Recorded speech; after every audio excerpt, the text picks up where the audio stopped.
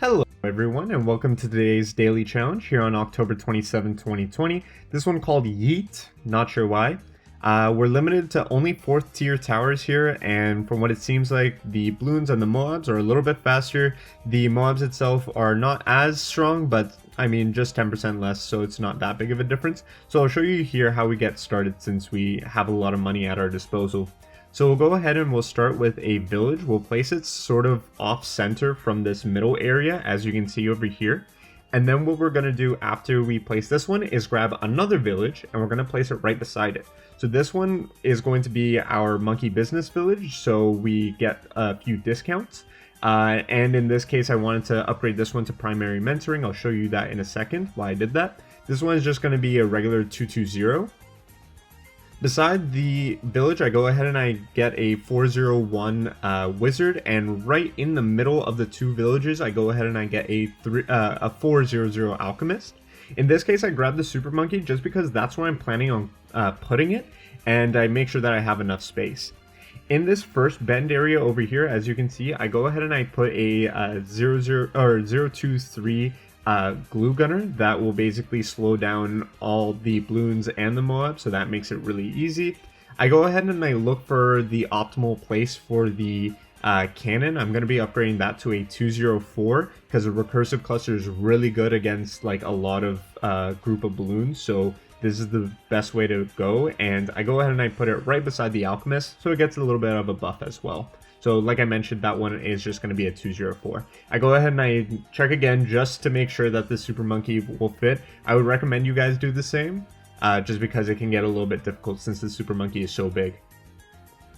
In the vicinity of the discount village, I go ahead and I get 3 farms. So this challenge is very much so about having as much money at your disposal as possible, because you're really going to need it for late game at least. So I go ahead and I upgrade all of them as much as I can at least to try and get a 300, which will eventually be a 302. So I go ahead and I speed up the rounds here, just enough time for me to get a 300. And then once again, just continuing with this round over here. This is basically where I'm accumulating as much money as I possibly can in order to get 320 for all of them. So as you'll notice, I go ahead and I get 320 on all of the farms. A few rounds later, around 75, and at the end of round 75 rather, I go ahead and I get a mortar. I noticed that there were a lot of fortified Moabs, so getting a 024, the shattering shells will make sure that all of the fortified Moabs will be deleted basically. So it's at round 78 that I'm able to get a Dark Knight to start off with. I go ahead and upgrade it to a 003 first, then I do a 103 after I get a little bit more income in from the farms and popping all of the balloons. I'm able to go ahead and afford a 203, and that's basically all we do until round 88, as you can see, when we can finally get a 204. Until then, you're pretty good with the defense. You don't really need to do much. Round 92, you go ahead and you get a 204 heli, so it gives you Comanche defense. It has the Moab shove as well, so it's really good at keeping the Moabs on standby. Now we're gonna start sort of preparing for late game. So I go ahead and I get a 040 sub, and I actually get 2 of them. Right once you can afford them, I would recommend just buying them. And then for round 98, I go ahead and I get a Spike Storm as well, as you'll see over here. So a 140 works for that. So all of these towers that I'm getting at the end over here are all to make sure that I can defend against the bad and the fortified bad. So I'll show you guys over here. I'll speed up this first part because there's just DDTs and stuff which we can take care of.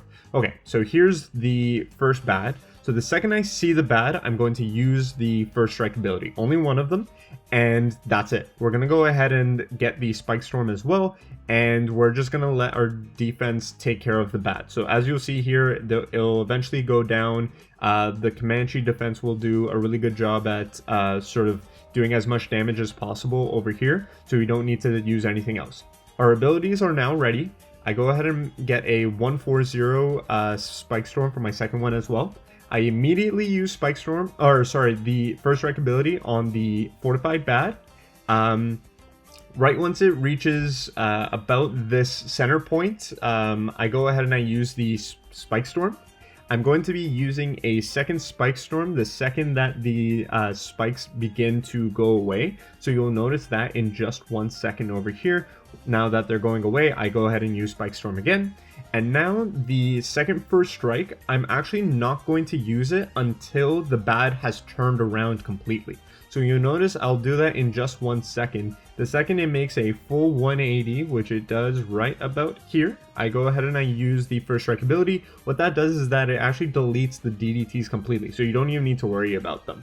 What I finally do over here is I go ahead and I replace the target for the mortar to that second to last bend right over there, just so that when the ZOMGs are destroyed and turned into fortified BFBs, the fortified BFBs will just turn into regular BFBs, which our defense can take care of really easily, as you can see there.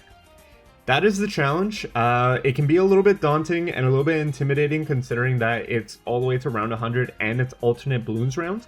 But I mean, if you go ahead and try this defense that I have shown you over here, I'm sure you'll be just fine. Please remember to like and subscribe, and I will catch you in the next one.